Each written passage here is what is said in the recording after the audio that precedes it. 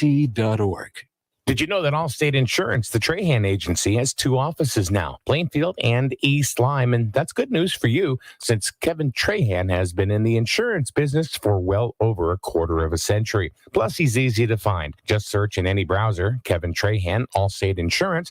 And when you get to his Facebook page, you'll find tons of helpful information on questions you may not even have thought to ask. Allstate Insurance, Trahan Agency, Plainfield and East Lyme, proud sponsor of Griswold Youth Football.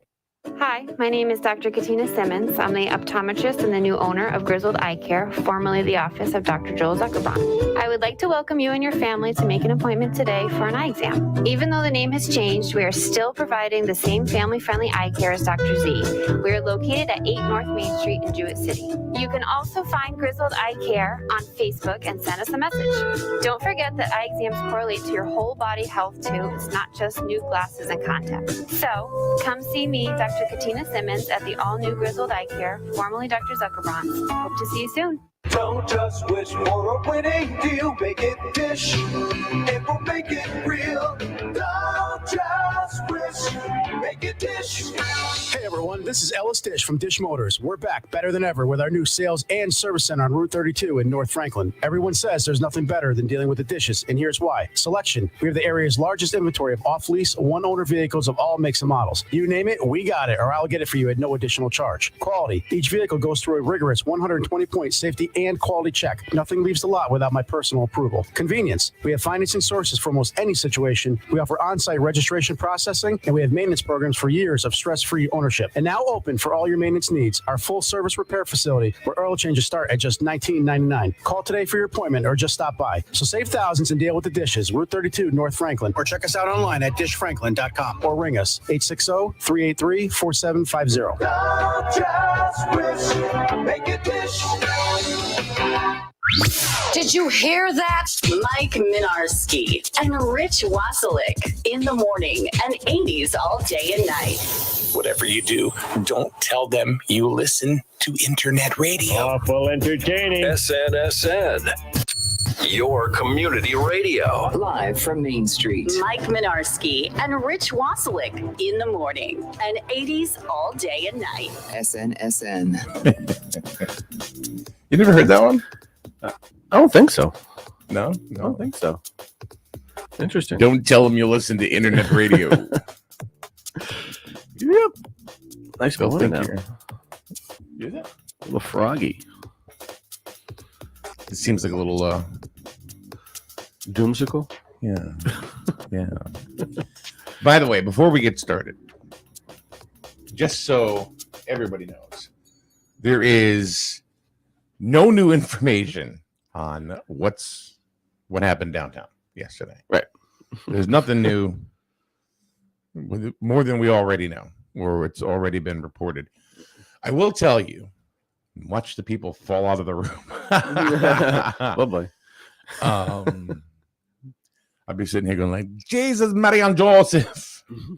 And that's not even, I can't even sound Irish. I don't know why, but I just never could do an Irish accent at all, no matter how hard I tried. But there's nothing new. There's nothing new. It's a strange situation. I got to say, even from my perspective, it is very, very unique. Yeah. Very unique. I mean, there's always, it's tragic, but it's also like, it makes you think, makes you wonder. So, but there's really nothing new as to what's already been reported. So, but we'll keep you up to date as soon as we know something. But there's a full-fledged investigation of what's going on. It happened down at Chucky's yesterday, and that's all we know. Right. Fire Marshal's office is investigating. Yeah, they've got control of the entire thing. We don't have a Shamrock on. I'm not Irish. I'm not going to pretend to be Irish. And how'd you get a name like Rich Migillicuddy? Adopted. I'm an Irish Pollock, apparently. Michael Omenarski. Ricardo Migillicuddy. A Spanish Irishman. That's great. I'm a mutt. Do you believe in the luck of the Irish? I believe in the luck of everything. Do you? Do you believe in luck in general? Yeah, sure. Okay. Yeah, I believe in fate, luck. What happens, happens, and Do you only think it's control so much. Do you think things are meant to be, or do you think it's by chance? And I think both. You have fate, and you have like nature and nurture. Nature versus nurture. Mhm. You can choose what you get, and you get what you get. It's okay. Yeah. All right. Victoria says, "Good top of the morning, gentlemen." What up? And Shana says, and that was who drove by us, by the way. Oh, really? Horn. Yep. Yep. Said, didn't you wear a green shamrock jacket in high school? No. It was a Montville Indian. Well, maybe I did. Maybe I was a you? Celtics fan. Well, I like the Celtics, but I didn't have to wear a jacket or a hat. No, I didn't either. Yeah. So we have conversation this morning that's pretty apropos, I think. You know, I mean, Yep. Today is supposed to be the luckiest day of the year. Looking for that. Irish people are supposed to be very lucky. Hmm. And March is problem gambling month. Yeah, I didn't know that till recently. Yeah.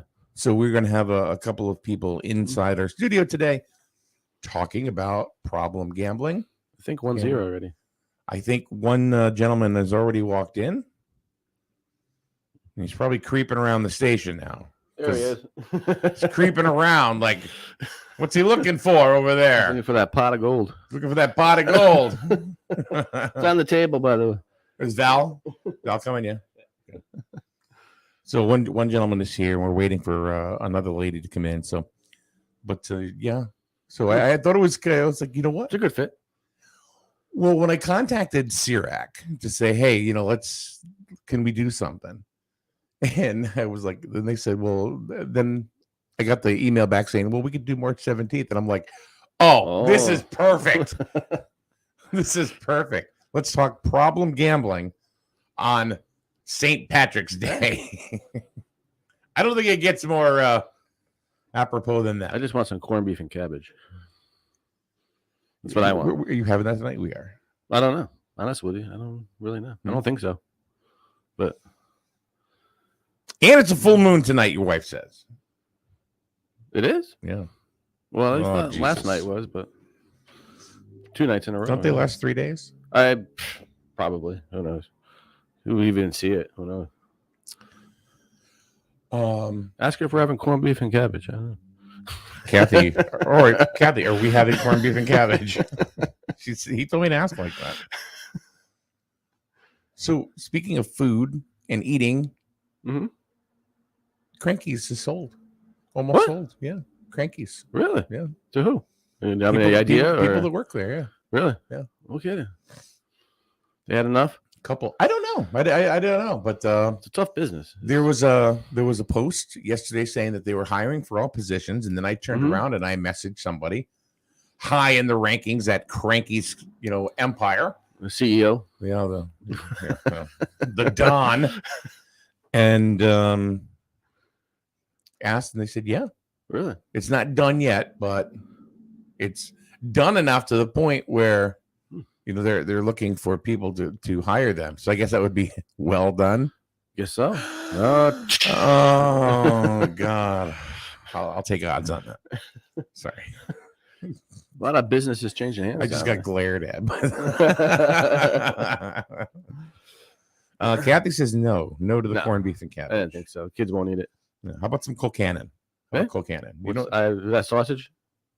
Colcannon is like a lot of potatoes. I think everything is a lot of potatoes. Well, Irish, yeah. Just lots of potatoes. What is that dish called with the sausage and mashed potatoes? Lox or something? Corned beef and lox? No. Isn't lox like a fish that nobody likes? I don't know. Sausage and mashed potatoes. It's a dish that they have for Irish. Oh, I don't know. Could be. Yeah. Bangers and mash. Thank you. Yeah, there he is. He comes in with the goal. Huh? He comes in with the win. That's it. I just had 7-5 odds that the guy from CIRAC knew. Oh, we make funnies. Yeah, David Polino just jumped in and said, "Yep, bangers and mash." Yep. What a great morning show team Yeah. name. Bangers and I Mash. like that. Well, look at you. And look at you. I have not seen you in a couple of years. That's absolutely true. But That's you haven't seen too many people in the last few years. Well, yeah, I know. Since I've been in the penitentiary, apparently. Yeah. No. Well, look at you. Yeah. SNSN. It's good to see you. Why don't you guys come on in now? Come right on in. Look, I made it across the street right out Come there. over on this side, because. I'm invincible today. Oh, was that you that they beeped at? Yeah, yeah. Nice. Ah. Well, it's St. Patrick's Day. No one's gonna get hurt, you know. Yeah, no one's gonna feel So. a thing when they get Playing Frogger. Frogger. Playing Frogger in Main Street. Yes, I Yeah. was. Why don't you guys come on over here, Rich? Why don't you flip? Flip. Yeah. Make coffee. I'm gonna go ahead. Oh, we're gonna flip. Val will have you come over Yeah. here. You want me to talk out of the top of my head, huh? No, I can move that. Do that. Just kidding. There you go. All right. So, you can't do that, Rich. You can't do that because you just took the camera right off of it. Young man. No. Put it this way. I was taking some notes. You see what I was doing? Keep I was over there, going. like trying to write. yeah. Ugh, make it easy, Mike. Yeah, you just have to move over a little bit. That's all. You got it? They need to talk. Huh? Yeah. All right. Oh, that's adorable. Yeah. That's her with her cousin. Yeah. That's my Right? Aw. You're gonna make it Yeah. easy for us? No, I don't ever make it easy. Yes, you do. You always do. That's why I said I would do this. It's really good to see you. I haven't seen you for a couple of years. You came in a couple of times before Yes. talking about problem gambling and that kind of stuff. Yep. And then when what organization are you with now, and where does that? So, Yeah, I mean, I don't. So this is with Connecticut Council on Problem Gambling. So I know you mentioned CRAC. So Right. they kind of defer to us to have someone come in. And Right. talk. Gotcha. So Okay. that's what we focus on around the state. Right. So we've both changed hats. Yeah, So yeah. we're with the Connecticut Council on Problem Gambling today. That's who I represent. Got I it. do still work at UCFS, but we Okay. aren't going to talk about that because I don't represent them today. Okay. Yeah, I wasn't sure, and I didn't want to. Yeah. Because like CIRAC is a big sponsor of us here Yeah. and Okay. supporter of a lot of news and local sports and Yeah. everything. So That's awesome. yeah, so when I saw Val Tebbets, I'm like, Who does What? she work with? yeah, So I'm just like all over all kinds of addictions. How's that? okay, But gambling is really my primary, like, Right. because I'm a person in recovery. exactly. Well, I was just gonna say, you want to talk about your journey quickly about I'm willing to talk about it. I mean, I don't certainly want to tell a story that nobody No. wants to hear. Like, I'm sick of those stories. But yeah, I'm a person. I'm willing to say that. And I'm willing to say, I don't know. Here's what happened to me, or right. here would be, I don't know. I don't know Well, what I how would did say. you get in? How did you get into recovery assistance or How did I get into recovery? yeah, into helping other people with the gambling addiction, perhaps? Is that not a fair question? If it's not, tell me it's not a fair well, question. no, I mean, I sort of is it worth saying? Like, yeah, I suffered some very, very bad consequences in my life from my gambling. I lost my Mhm. job. Right. I lost a lot of my friends. I was Sure. broke. I mean, Yeah. which a lot of people are. And I got into recovery and 12-step meetings, and then I went on beyond 12-step meetings. So it became a community for me. Mhm. And I found the best way for me to keep myself healthy was to help other people. Got it. That's really the short of it. If that would be something like, that's what I would share. Mhm. Giving back to the community is probably one of the healthiest things I think anybody can do in any Right. form. So Go ahead. I thought you were saying no. something. no. So how do you know you're starting to have a problem? I think most people who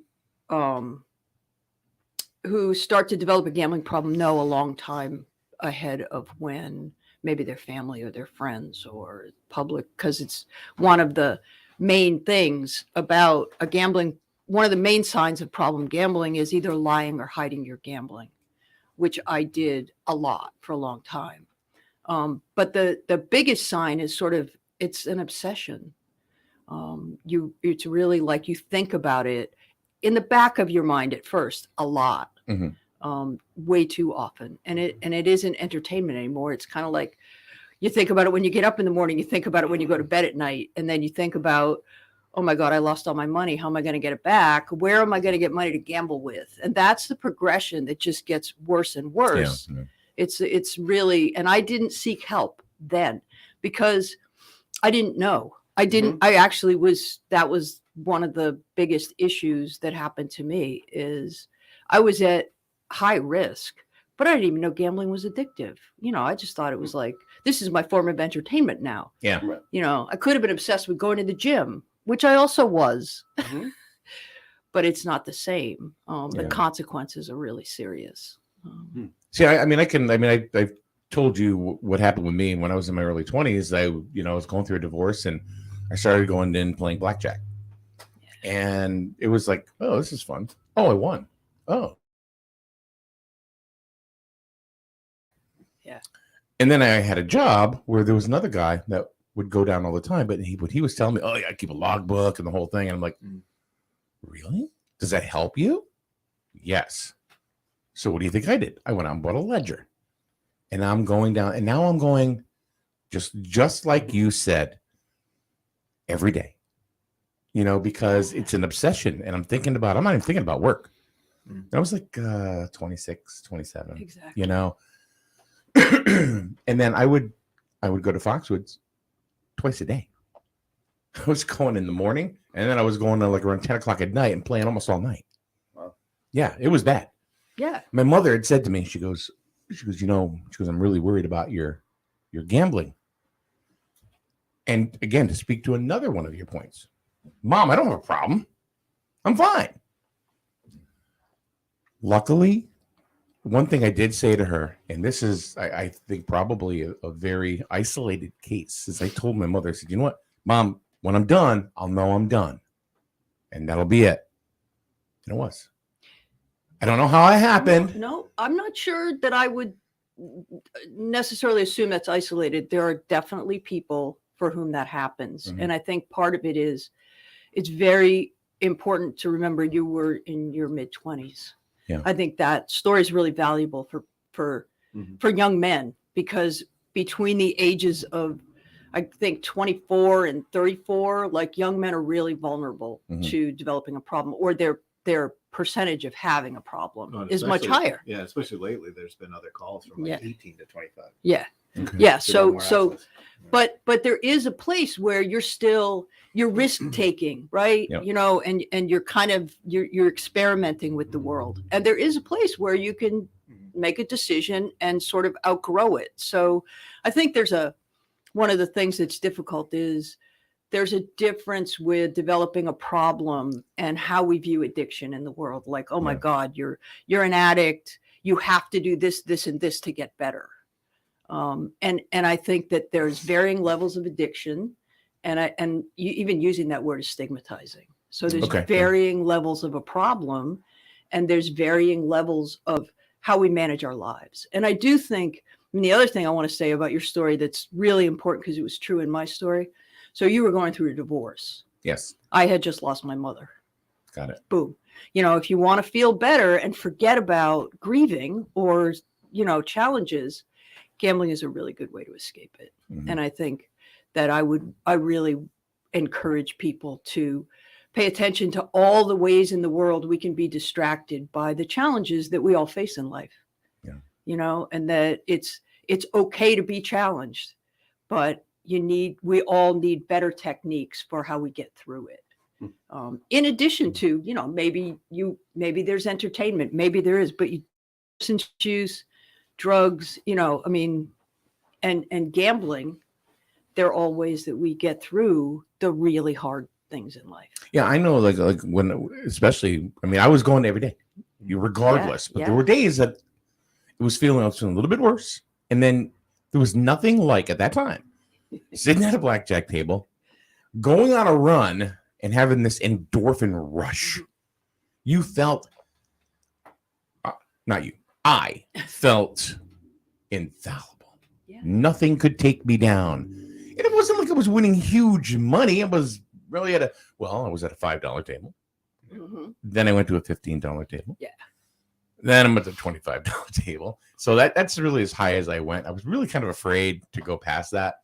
But I stayed at the $25 table, and I was like, when you're win, you're betting, and you're not bidding money, chips. Exactly. Exactly. They're quarters. Right. That's all they are. That's the way they talk about it. And Yeah, and you mentioned a couple things in your story that like. They want you a little closer. Yeah. So you mentioned a couple things in the story that stood out would be like that preoccupation. So like your thoughts on that throughout the day, and you've got a plan. You're going to follow up with it. You're going to go afterwards. You're kind of setting yourself up to you're setting your day up around that. Right. Another thing you just mentioned was like limits. Yes. So you had kind of that ability to put a limit on yourself and where you're at. I think that was just luck. No pun intended. You know what I mean? Yeah. Or access to the money that you have available. Right. But that didn't happen all the time. Yeah. That didn't happen all the time. Sometimes I want to act like a high roller. Yeah. And I was with like friends or whatever and parents, and they were just going to have a good time, and they go to the ATM, take out $500. Where'd you get $500? Yeah. So you also talked about keeping a ledger. Yeah. How long did that last? Couple months. And I will tell you, I was very fortunate because at the end of it all, I think I lost like $50. Oh, that's. Yeah. Oh, I was extremely lucky. No, I go back to that word, but I mean, as far as when I walked away and said, I can't do this anymore, and I'm not. Do I, so anyway, I mean, yeah.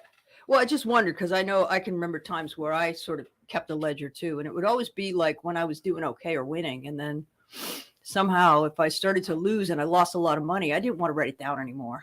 Yeah. So I just sort of bagged that part of Okay. it because it was like, yeah, I don't really want to look at this, and I think that this isn't working. No, I don't want to look at this. I think that's really critical to like. I have people call on our 24/7 helpline now, who I will ask them either how much debt they have and they don't know, right, or they will say, I lost X number of dollars on the weekend. I don't even know how that happened.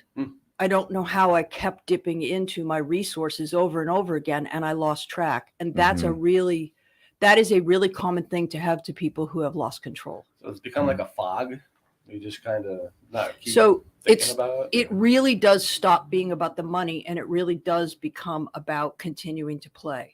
Okay. So like that, you're waiting for that hit to happen. So once the bet is placed, that's really where that waiting on it or those near misses are really where like that's what gets it going. Yeah. And that's and at least in the studies, that's what they're finding is it's not necessarily the win, that constant win, but it's really like it's that waiting time that or you get those small misses. You're so close, you just missed it. I'll place one more. Chasing it. It's that chase, right? Yeah. So we're using that. You're chasing the dragon. Right. Yeah, you're chasing it, but the reality is you're chasing the feeling, not the money. You right, just don't know right. that. Yeah, you're absolutely right. Yeah. Yeah, and it gets unlimited. I mean, people usually who have a real disorder, a severe disorder, they will take money out until they can no longer get money out. Like it's the credit card that stops, or the bank account that stops, or they'll be like right at like I'm. Then what happens? Right, and rock then, bottom. Yeah, then hopefully they call the 24/7 helpline, it's really if everybody who did that the first time called, there would be a lot less severe problem. A lot of times what happens, or like what happened to me, I would go home, I would wake up the next day just really feeling awful, really awful. And that there is the fact of the matter Guilty. is that at least 50% of the people, or somewhere studies show that almost 50% of people who have the kind of problem I had contemplate suicide at some point, because that's really your dopamine's flat because you've overstimulated yourself. So now you're in a situation where your body's overcompensated. You're incredibly depressed. You're scared because you're like, how am I going to cover these losses? And the stress that you're going through I didn't ever, I was never a person who thought, that's a solution for me. I'm going to kill myself. Yeah. It's just I not. it's not in my never had that DNA, either. Yeah, right? yeah. But it does cross your mind, like as a solution to serious problems in your life. I think that probably happens to a lot of people. It's not a plan. It's just like, I'd rather be dead than have to deal with what I'm gonna have to deal with today. The problem is 2 or 3, maybe the next day or the day after that, when I was feeling a little better, I would just go rinse and repeat. I would do the same thing over again. And I knew, so when did I know? I knew that was a problem. I just didn't know how to get out of it. Yeah. Had no idea how to get out of it. Oh, and, and you're talking about, about like real peaks of like your emotional periods in your life, like traumatic incident or, losing, loss, grief, major life changes. What happens between like 18 and 30? That's all, those are major life changes. And that's where we know that we're the most vulnerable, just for, even substance abuse disorders.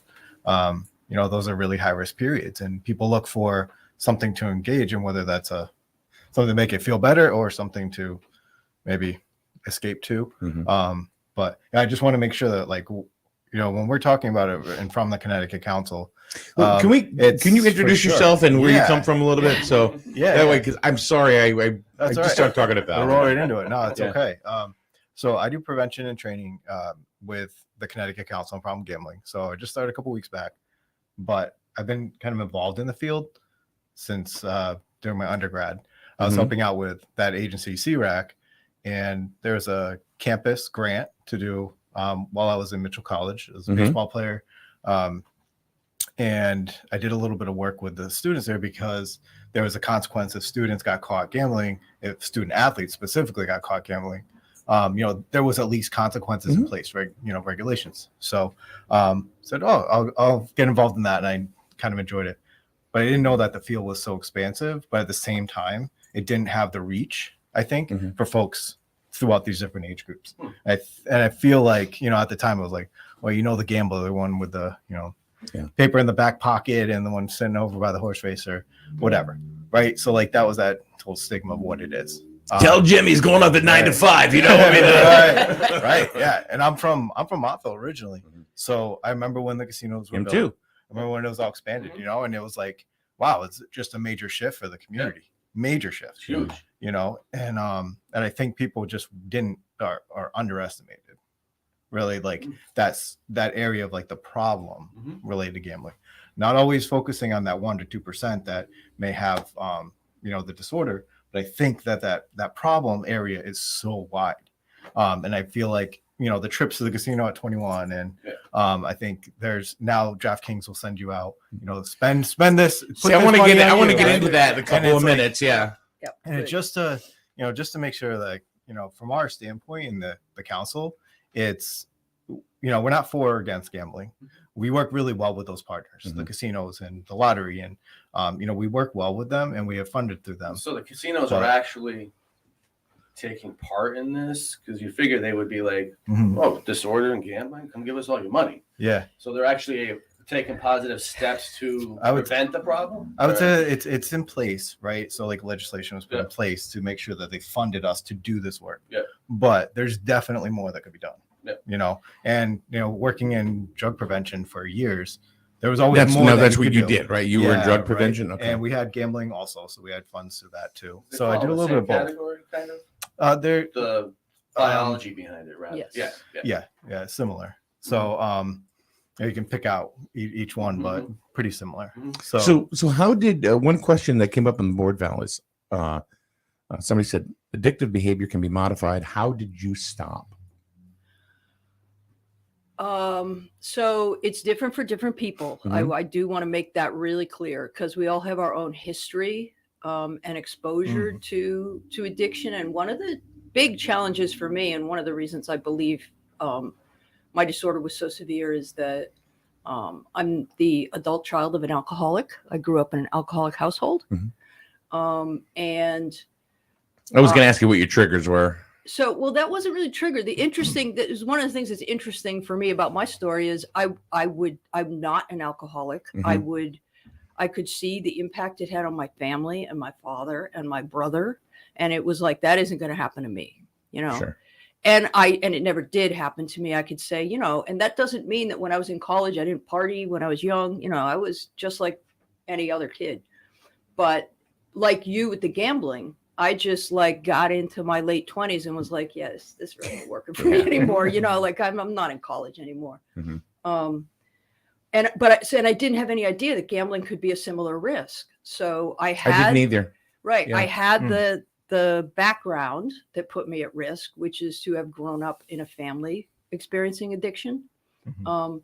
And one of the things about my experience that isn't so true today for people, and neither one of the people, my father was an alcoholic, my brother ultimately was an alcoholic, and both of them died, and they died very young. My father died at 50, my brother died at 48. Alcohol killed my father. It contributed to my brother's death. And so here I am later, and I have this gambling problem. And the truth of the matter is I was in recovery, but what I didn't know is that I could stop. I'd never seen anybody stop an addiction. What I'd seen is I'd seen people die. Mm-hmm. So, you know, my choices were pretty uncomfortable. Yeah. And there was a point, and that's what I can remember. I mean, I've probably been in recovery about a year, because just because you go to a meeting or just because you go to therapy or treatment, a counseling treatment, doesn't mean, oh, I've stopped today because I went to see a counselor. Mm-hmm. And that's one of the things I think is really tough about addictions. It's like, it's a process you have to, at least I had to come to. And I had to keep, like, you know, they'll say if you go to 12-step stuff, which is, I'm not here to sell that. They'll say, just keep coming. Mm-hmm. You have to keep at it. You know, perseverance is crucial to stopping. So I realized one day, I mean, I was outside mowing the lawn and I'm like, I can do this. Like I can. It was like an epiphany, right? It is an epiphany. Yeah, You're sort of like, it isn't even about having control per se. It's I had a rock solid belief that I could stop. Yeah. I went and told my mother. I went and told did. my mother. I said, you know, Ma, remember I told you? Yeah. And I told her, I said, I've had enough. Yeah. And that was that. Yeah. Now, I'm not going to sit here or stand here and say that it completely stopped for everything. And I'll tell you why. And there were things about, and this is what I wanted to kind of get into, is there is gambling without you even know that you're gambling. Lottery tickets. That does, yeah. Lottery tickets are gambling, Mike. They are gambling. No, I know, but how Right. about playing a game? Right. And you're at a different level, and all of a sudden you can't get to the next level because you don't have any moves left. And the pop-up comes up and says, oh, for 99 cents, right, you can have 5 more moves. And then you go, shit. You know, and next thing you know, you're buying moves. Is that considered gambling as well? Well, so gambling, you know, the way that I don't know if I introduced myself. Yeah, you So have it. I'm Ray Allen Bergman. So I do the prevention training there with CCPG. Again, I just started a couple weeks ago with that agency, but have been involved for a while. You are who I was emailing with. Yes. Okay. Yep. All right. Yep. There it is. He was the man behind the curtain. So I think that people don't always recognize like the difference with the gaming aspect of it, which is really coming out.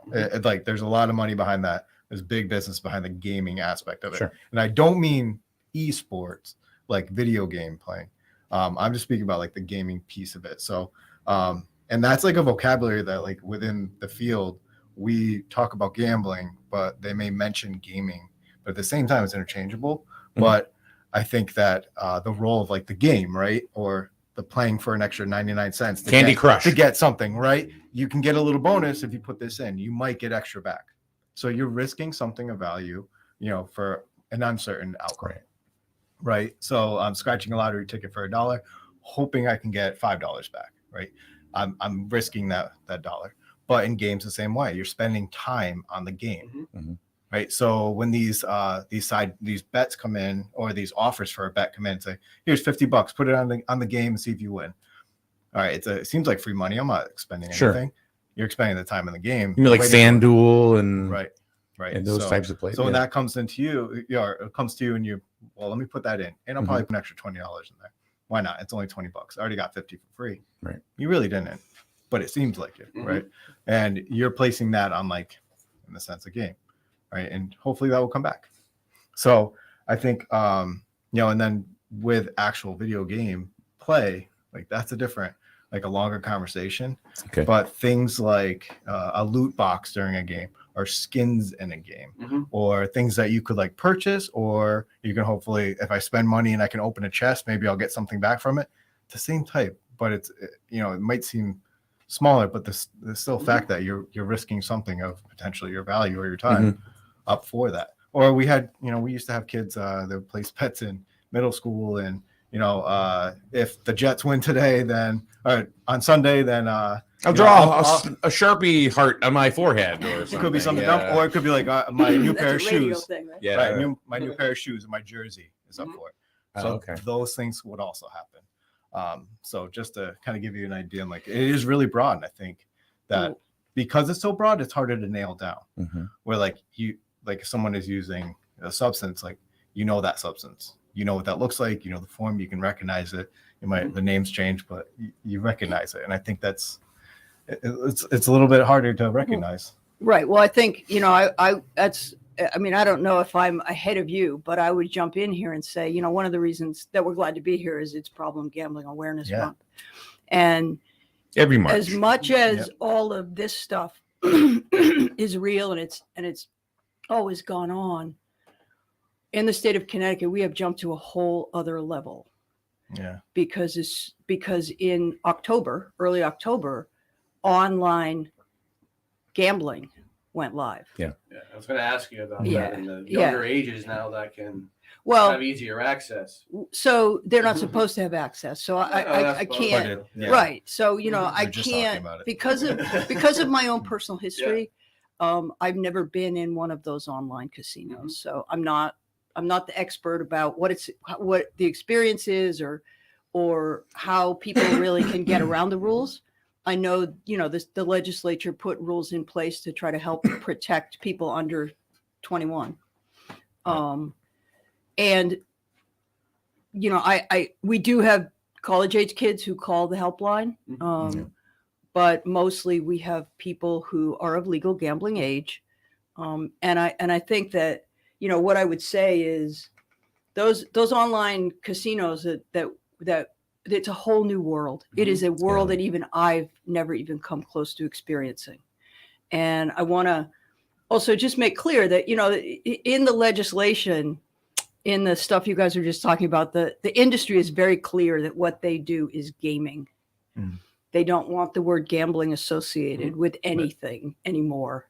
And it's that semantics is a marketing thing where it's very important for the public to understand the difference between gaming, what it is for them to play a game and what it is to gamble. Because it links it to entertainment more than it does for like. Right. Yeah. And there is a difference, and it's just sort of a point. It's not a good or bad point. That's not what we're here for. It's like we're here to try to help people understand what's going on around them, because that's the other point I want to make about what you said, Mike. It's everywhere now. It is everything we do. It is every billboard, every TV ad, and everything. It's out of control. And everything on out of control. The marketing is staggering. I've never seen so many, like, FanDuel, and what's the other one? Yeah, DraftKings. DraftKings, yeah. I've never seen so many ads and promotional announcements for a couple of companies in my entire life. And this is what I do for a living. Ads and that kind of stuff, and trying to relay messages for different businesses. I've never seen the influx of advertising like I've had for these two online companies or whatever, or what. It's just crazy. Yeah. So you look at just to reflect on it, gambling was promoted, and really taken up and supported because they recognized as an additional source of revenue. Where like back in the day, alcohol, same idea. Let's limit it, but at the same time, we're going to make money off this. There's the revenue, there's taxes coming back, right? And I think that while doing that, you're opening up kind of the door to, well, then let's get it out there and let's see what we can bring back in. But it's coming back from Connecticut residents. It's coming out from us. It's out of our pockets. But there's you're trying to get ahead of a curve and know where it's going. But the online casino just opened up, where that's a new thing. But, last year wasn't there. So maybe we didn't focus so much on limiting that or making sure like the safeguards are in place or preventing an issue for it, preventing multiple accounts or preventing someone from, doing it on multiple cards that they can gamble on or bet on this one or through this one. So. And there might have been a little bit of a perfect storm going on here too, because, we went through, I don't know how long the casinos were closed for because of COVID, but it was a while. Yeah. And, it was a number of months. And then I'm certain that revenues went down over, those couple of years.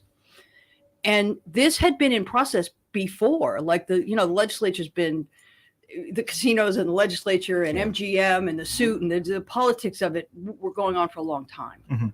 And I think that by the time they finally did it, they did it so quickly that a lot of us were just not ready to hit the ground running necessarily in terms of how is this going to be controlled? How is this going to be marketed? How many resources are we going to be able to put in place to deal with the fallout from this? Because the fallout has been unbelievable. So, the impact, like I said, it's like nothing I've ever seen. So I just was reading an article in it was a gaming publication actually about online revenues in Connecticut as a result of the online. So in January during Super Bowl, that whole month, $780 million that was the handle in the state of Connecticut on the wagered. You mean is that the wager? Wagered. That's what was wagered, and 780 million. 780 million in January. Just that 1 month. Just in Connecticut. Just that 1 month. Yeah. Just in Connecticut. And just through the online casino format, right? Okay. Wow. That's just one and, format. And off of that, the state, I mean, I don't know how quickly they calculate the amounts, but off of that, the state of Connecticut would have received $18.8 million. Okay, so think about that in terms of, the general fund in the state of Connecticut. It doesn't stay even necessarily forever, but I think the word windfall springs to my mind. I mean, it is With beyond what I can imagine. With the access, though, online, yeah. I don't see that going down. No, like you mentioned, you used to go to the casino. You would go to the physical establishment, brick and mortar. Like, you can sit on You your don't need to couch, do that lay in a anymore. bathtub. And Yeah, look and how that is how would definitely that a look risk that people like you and I, for example, Oh, didn't right, face. I think about that all the time, Val. I mean, it's like, we're talking almost 30 years ago, that I would go to the casino left and right. And now I'm a sports fan. Right. And, it's like, I can make money doing this. And I'm thinking, I have not done it. I have not gone to the online casinos or because I'm scared to freaking death of it. Yep. To be honest with you, because I have my personality, I get addicted to things very, very fast. I smoke cigarettes, right? Yeah. Friend asked me one time, how come you've never done cocaine? And I said, because I'm afraid I would like it too much.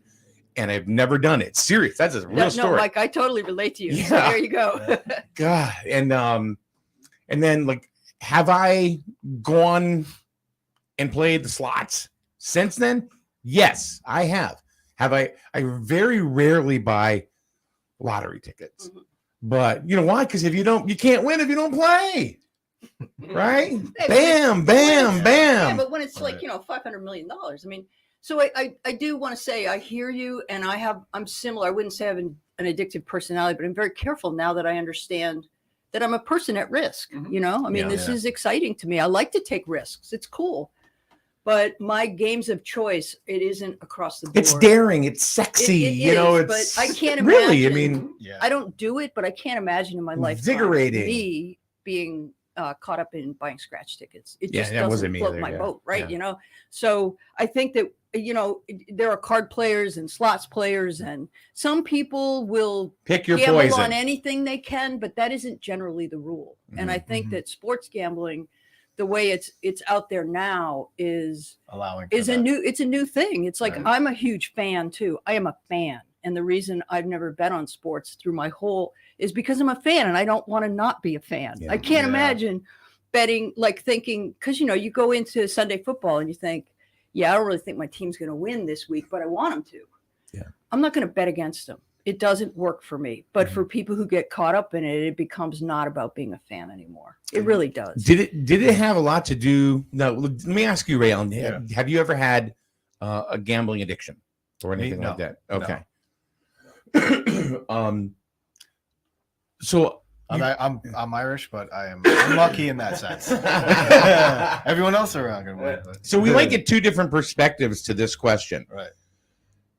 Does your gambling addiction or problem, is it amplified by the people you hang around with? Does that have something to do with it? Even though they may not have a gambling issue. Yeah. I would say, all right, so that definitely will get a different perspective. And I'm just going to mention, gambling generally leans towards an isolator like solo play when they're leading into like the problematic and then, with the disorder. I think that's a really common thing that we hear from folks that are in treatment, and they share that. Like that experience goes beyond the social and entertainment part of it. But you might look like that at different substances at the same time. Right. Like we talk about drinking responsibly. That's entertainment, with a social setting, or you're understanding your limits, and we have the laws in place to manage that. But I think that it looks a little bit different than if you've got a group that might go to the card table 4 or 5 times a week. If you're involved in a group like that, let us know. Let's talk to those clubs. But people enabling people, because I've got something to say about it after you're done. I've also got, but you did mention the gaming piece of it, and that's like a group effort. You got like a team or a squad, a group that you play with. Those folks are probably going to be playing serious hours in a day, right? And that's like an unrecognized point where I think that we need to experiment a little more into that, like, or delve into that a little bit deeper about like what is there for them. So just to mention it, but I would love to see more work on it. But I'd love to hear your perspective. So it's evolved for me when I was really gambling and had a serious problem, and even when I developed the problem, the huge issue for me is I was going to the casinos alone. Apparently you were going to play blackjack alone too. Huh? I was. Yeah. So, it was an escape. It was my thing, right? You have this like, oh my God, I have all these responsibilities in my life or whatever drew me. I was going alone. And that is one of the things that I work very hard even today to change about myself. Is I'm very careful about staying connected to other people in a social way, because I was connected to a lot of people socially, but they didn't really know who I was. So I was really right. You knew the dealer. You'd go to the dealer's table, or there were certain people that would be sitting at the blackjack table at all times. You knew come and go. You were so right. Right. So, but as I've moved on in my recovery, and now for me, it's been 11 years probably. I would it took me. I mean, I have been abstinent for 11 years, but I've been working on this thing. Now I feel, yes, who I'm surrounded by has it is a critical impact on my life. So if I'm around people who are gambling, it's like, I can't do it exclusively because it's exhausting for me, right? You can exhaust yourself at a certain point of like, I'm not healthier than you, and you're really wearing me out here. And also I understand a lot better, to own the harm that I did to the people around me is still the hardest thing for me to do. So you talked about enabling, and the truth is that I didn't understand the dynamics between me and the people around me. And the isolation. Well, I wanted to mention too, and that's something that look the last 2 years. Right. Now we have forms where it's been brutal. You can be online and you can gamble. Is a more isolating, event. So I just wanted to recognize that it's made a lot of things more from a mental health perspective difficult for more people. But absolutely, clearly you got some story about enabling. You're just I do, and it's really strange because someone that just made a comment just happens to be my ex-wife. Get a comment? Yeah, wow. and I'll tell you why. there was a time where we would go play the slots, and I was kind of like almost falling back into like my 20s. Oh yeah, this is 10 years ago. 5 years ago. I don't know. We're somewhere around there. It was a different life altogether.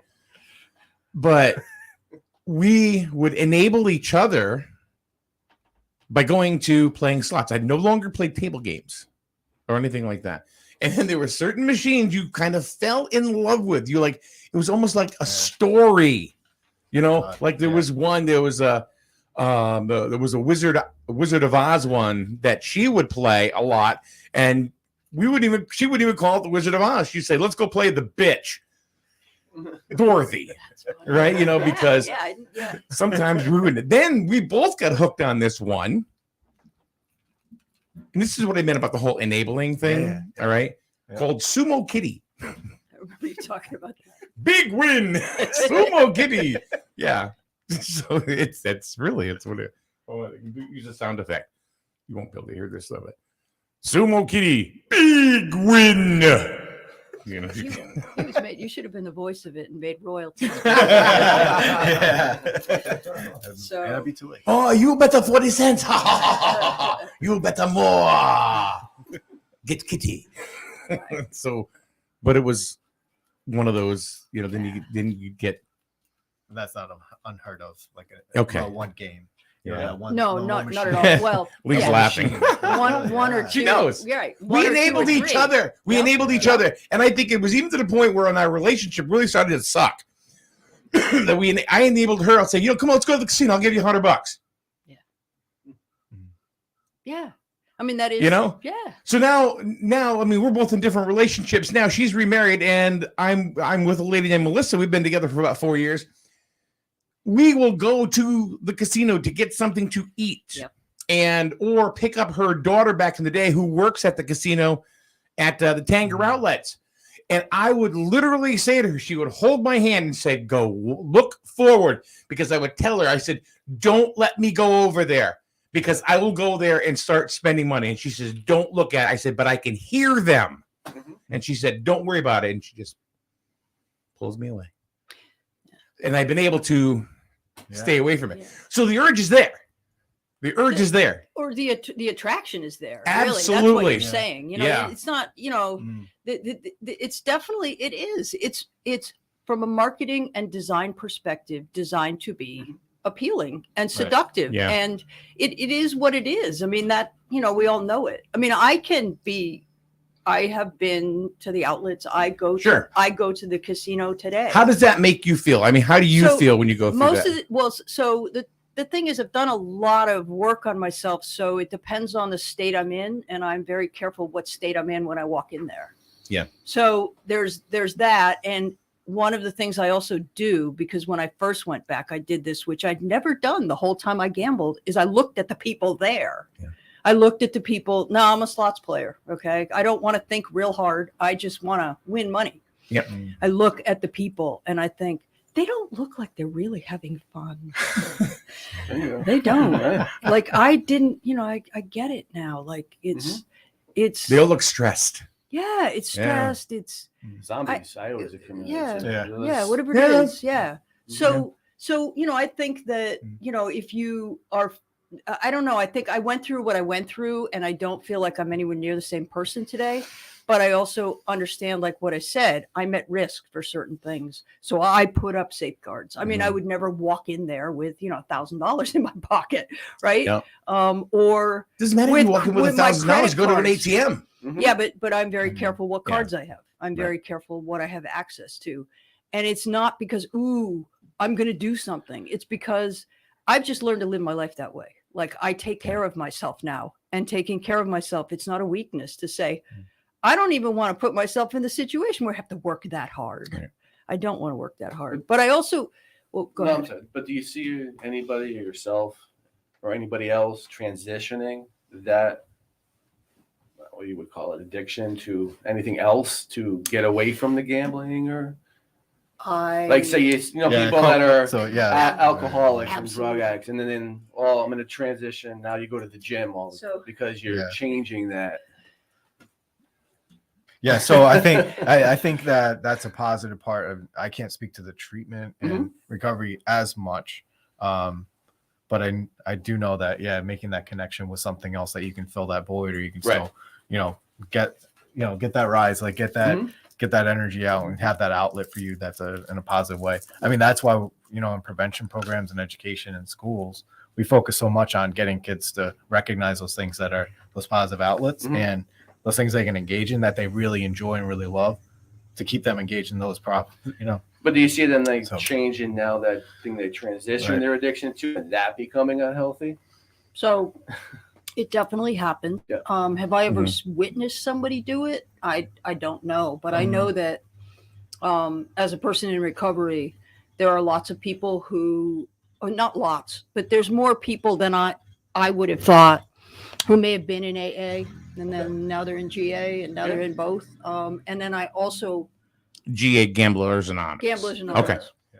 Okay. There are also people with substance use issues who find going to the casino as an outlet when they're trying to maintain abstinence. It is really a hard sell to have people with one addiction understand that it's all addiction and it's all the same. It's getting better. And I would say that the younger generation, through efforts, prevention efforts, and just basic better knowledge online, understand addiction better than we did. But, across the board, people have a tendency to not want to be that, right? I don't want to be that. And that definitely can go on. So it building that bridge between all folks in recovery to understand that we're all battling the same disease. It just looks different. That's one of my sort of passions in life. And two things, like too much of a good thing is a bad thing, right? So that's one thing. And I think that that responsible level, or that that moderation is key. I think you'll see that with substance use and and treatment, in a sense. Like harm reduction is around that idea where we're not focusing on abstinence. Maybe that might not work for everyone, but maybe some of the folks need to be able to limit it down, put in other parameters. As you said, there's different degrees of addiction and a disorder for those behaviors, right? So to bring it all together, and I think that that's what we're hopefully working on or focus on is maybe if we work in that, we recognize that problem area. If folks land in that problem area, it's pretty high, and those at-risk groups, those small specific groups, can be pretty at risk. Just youth are 2 times as likely. Right. What about video games? Right. What about just playing Fortnite? Is that considered something that would make maybe a young man or woman at risk? You're potentially opening them up for it. So there's a really good video out. I believe it was ESPN. So this was Elijah. So I could send it over to you afterwards. A teenager who was playing and realized that just playing the video game and his time on there, once the skins are a really big thing. You can put change the color of your guns, or get different weapons or whatever you want, right? So he would jump into, while he was playing with those chat groups with anonymous people, they said, well, you can put in $100 and bet on these off-site. It was basically like spinning a wheel, and if it lands on it, you win it, and you can win a package of all these things thrown together, right? So that is gambling, right? Sure. But that's not the most common. But you're leading someone into that. It's like the breadcrumb trail or whatever. Sure. Hey, we had the leprechaun visit our house tonight, so we put coins. We put some coins out on the ground. The leprechaun jokes on St. Patrick's Day, right? So we put some coins on, leading him to the trap. My son's 3.5. And he's super stoked about it. But we let him do the trap and try to catch him. Same idea. I mean, you're placing things, but if someone isn't recognizing that you're leading to a trap, that's part of the problem. Not recognizing that the issue could be there. Yeah. So I also want to say, gaming in and of itself is a very separate kind of addictive behavior that young people can get caught up in. It doesn't necessarily have to lead to gambling to be the same behavior. Yeah, the time loss. The time loss. Life loss. Yeah. Right. And again, think about what's going on in the last couple of years. The whole world is online, and the whole world is online. I think that's we've had to do that, but it's really challenging for folks who might be facing that. I meant to do this when I first got here, and I wanted to do this. I at least want to get it in now. Right. So the role I play at the Connecticut Council is I am the helpline coordinator. Mhm. We have a 24/7 problem gambling helpline that provides information, resources, support, referrals to treatment for people who may be experiencing an issue Right. or have questions. And that number is 888-789-7777. We serve the state of Connecticut. So I want to get that number out there while we're having this conversation. Give me the number again. It is Hold on. We want to. Good. 888-789-47. 4 sevens. So is that accessible through 211 also? Yes, Okay. 211 it's absolutely accessible. And we also information on our website, which is ccpg.org. So there's things like trainings, or there's Well- resources or videos, like the videos I mentioned. Right. We share those different things, and Yep. things that they could access. Or if someone was interested in just either learning more or getting involved, right there's different ways that you can contact. And critically, there are also links to Connecticut online gambling exclusions. When the legislature put part of the legislation is there had to be a process where people could self-exclude the same way you can self-exclude from a casino. Yeah. What does that mean? Self-exclude means I am choosing to bar myself. Oh, okay. Okay. Voluntary black book. Yeah, voluntary black book, Okay. and it's real. So it's always been in place at the casinos. Yeah. But online, the state put that process in the hands of. I'll go back there if you want, but put that in the hands of the Department of Consumer Protection. So the Connecticut Department of Consumer Protection manages that process, and you can go right online to their website or our website, and you can self-exclude from all online. How do you do that? I mean, is that something? If you go to a casino and exclude yourself, do you go to I don't know if I'm picking this up. Are you going to their offices and go, I They'll don't bring you let back, me? yeah. They have Yes. security offices, and then they give your picture to surveillance, and then they'll pick you up, and they'll send security over to kick you out. Yeah. So if you come Okay. in again, then it's like you're not allowed. And to you can run your card choose, or right? something. You can Right. choose Yeah, to yeah, you trigger exclude it, yeah. for. I'm not. You know what? I should know this really well.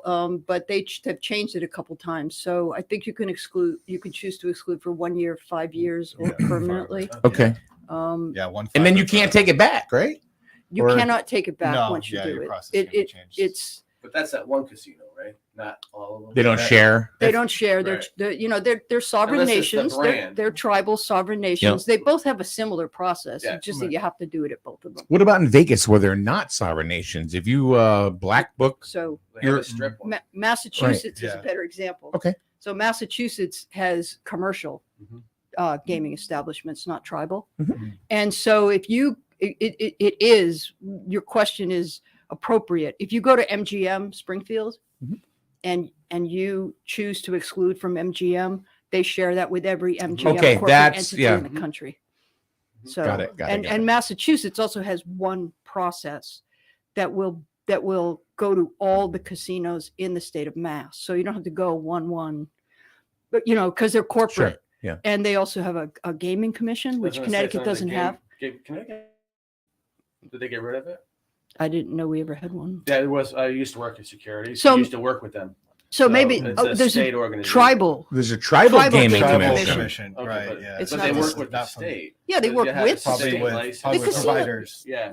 right? And So they're DCP they're for us. what do you call it? Regulated by the state. Yes, Yes. but they are Yeah. managed by each tribe. Yeah. So like we said, you go to security, but the truth is it's a tribal gaming commission Yeah. who manages that list within their, So they don't share it With- with the state. they might now, Mhm. but they didn't prior to online Mm. Oh, yeah. gaming. When is it that someone, or what point do you feel? And I think I know the answer to this, but I want to see what both you and Ray Allen say. when do you realize it's time to make that phone call to Gamblers Anonymous or to reach out? I would say call us anytime you want. If you just want to call and Sure. chat, feel free. Yeah. Hey, it's Mike. Hey, is this Ray? I'm Ray Allen? Hey, I know this guy. All right. We've been we're BFFs now. Yeah. All right. Let's go get a milk. You Or a Shamrock it's Shake. funny that Shamrock happens. Shake. That does happen like on 911. Really? Oh, I, See, he works 911. So. Oh, it happens yeah. on this I too. don't even jest a little bit. They know us by name. Really? Yeah. I Yes. thought it was much. Well, I won't digress into. I thought you got in trouble for doing that. Is that on illegal? 911, No. yeah. No? The people think it is. So if you don't answer your Well, I text will tell messages, you I can right call now. 911. You Rich, should what's say going it. on? Well, I'll take a step back a little bit. I'm not going to promote it. Yeah. However, if I don't want you someone- getting in trouble, Richard. No. This is honest truth, and this is actually going to help anybody in public safety that you can get in trouble if someone else cannot reach help because you're tying up those resources. Right. That makes sense. Oh, okay. That makes Yeah. sense because that would be. But if you're Yeah. having a problem and we're talking to you, anybody that calls 911 because they're bored has a problem. Right. It's just Right. on a Something different going on. level. So yeah. So you have to try and break to see if there is a problem. But we have some elderly people that call. They think it's information. Yep. What day? This every Sunday sometimes. Mhm. Oh, you can tell me what day it is or what time it is. Yeah. Yeah. But you're helping them because Right. they have a Yeah. problem. But it goes back to what they're calling because they're having a problem, but they're not necessarily having a problem then. They're trying to prevent a problem. Occasionally, That's what there's I'd been like to some see. call. There's been a few calls. I think that's what we chatted about. Yeah. I think not a majority of the calls. There's been a few where they're kind of feeling out the water. Yeah. Like Yeah. I might have a problem. I may not give you my information. I might not give you my Mhm. name. I just want to run this by you. I want to kind of get a gauge on, Mhm. how bad this is affecting me. And I think then you have calls that you could speak to it better. So, my answer to that question is, again, I'm going to repeat maybe, 2 or 3 of the 3 or 4, hopefully, of the top signs that you might have a problem, because it's really, that the day of looking in the mirror saying, oh, I think I have a problem with this, it's like really hard. I mean, you just like, nobody wants to say, wow, cool, I have an addiction. Yeah. Or even a problem, right? So I think Isn't that the hardest thing is to admit it to yourself? well, I think that's the first step to getting better. So, Okay, all right. I mean, That's I fair, really yeah. do. I think, and that's, if we didn't stigmatize it so badly, that's, that's part of what I'm here to help put out there, which is, it isn't about a stigma. It's about education. Mhm. Educate yourself. So the time that you might want to call is when you observe or experience, because it could be you or one of your loved ones. Yep. One of the signs of problem gambling. Yep. Obsession, you or your someone in your family seems to think about gambling pretty much most of the time, even though they might not be talking about it. Right. Lying or hiding their gambling, that is often when we get the call, is somebody has discovered that money's missing, or they got the credit card bill, or Yeah. so I don't think I've never lied about it. well, so Personally, you yeah. right. Not everybody experiences. No, all I'm the listening. I'm conflict. listening to you, Right. and I'm going to, and I'm trying to process it. I'm thinking, well, So I- did this happen to I me? just thought about this. You're saying you can actually call about somebody else also. Yes, Yeah. we the helpline is there for people experiencing problem or Like a person, loved one, what we call family. persons affected, and it could be a friend. It could be your child, your parent, your friend, anything like How that. would that help? How would that help? Yeah, how would that help? What if that person is not ready? Because often to- those calls are like, Mhm. I don't know how to help this person. I've tried to talk to him about it before, and they just blow me off. Gotcha. Okay. Right. Or I'm really scared for this person. What advice can you give me? And one of the referrals we make, there's lots of different places that you can get information. There's a lot of places online. There's also I've talked here a little bit about 12-step meetings, because there are 12-step meetings for people who experience gambling problems, but there's also treatment in the state of Connecticut, in every region of the state of Connecticut. It's gambling specific treatment for people who have a problem, or what we call persons affected, which is usually a family member, of some form. So that treatment is provided by the Department of Mental Health and Addiction Services through different organizations. And, I've talked to Mike before, because the one in this region is at UCFS. Okay. So All of them, like the one up here everywhere. I think it's based in Norwich, but I believe that they would probably cover the area. They cover the whole region 3, which is all the way up the line. And I don't know where it starts. Yeah. Ray Allen should Down know the that. coast. Yeah. So- where were you from, Ray? It's on the east side. But Yeah. Ray Allen, where are you from? I'm from Montville Yeah, originally, all right. but I live up in Plainfield now. Okay. So, Well, yeah. no, I guess my question is, what area do you cover as far as? In terms of the work, Yes. The whole so state. state, yeah. Okay. All right. Yeah, we're statewide. So just a couple other things that I interrupted myself. So it's lying or hiding. Also, like when we gamble despite negative consequences. And that's usually like something that might happen to somebody early on, where, I mean, the truth is, it's like you said, I stayed up all night. Sure. And I was late to work, and maybe you were late to work 10 times before and your boss didn't notice, but today, he was waiting for you or looking for you, negative consequences, or you flunk a class in school, or you miss football practice. Whatever it is in your life, you need to pay attention if there are negative consequences from gambling. And also, people who have actually already developed a problem are very likely to experience withdrawal when they say to themselves, "I'm not going to do that anymore." And then, a week later, you're like, "Oh, but I really kind of want to. I'm kind of uncomfortable. I don't know what else to do with myself." So that's a sign of like withdrawal. So those would be some of the top 4 signs that there might be a problem going on. And, as much as there's really great treatment, I mean, again, I'm with Ray Allen. Prevention is the whole nut in this world, because there is so much gambling. That having people educated and learning prevention methods so that they don't get into the problem in the first place. An ounce of prevention is worth a pound of cure. Good point. So I think today was it's like I said, very apropos being the luckiest day of the year or whatever, exactly. And we are the only ones not wearing green. You guys are. Look at it. Here we I go. don't think I have anything green, to be honest with you. Huh? I No. don't think I have anything. No. It's just a kind of dark blue kind of guy. But I think this is a conversation that we don't have nearly enough. I think we do a lot of drug addiction conversation with organizations like Griswold Pride, Matt's Mission. Now and CIRAC, has been a great partner, as well. Yep.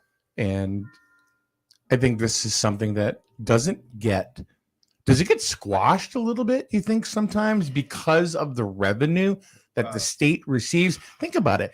Look at all the revenue the state gets from gambling, gasoline, because, we need to, right? And cigarettes. So 2 out of 3 very highly addictive things. I'll just say that I think it gets squashed because when you have a big incident, it's going to bring attention to it. Yeah. There's going to be coverage over it, the incident. And then there will probably be pretty passionate folks that want to resolve that in the moment or immediately following it.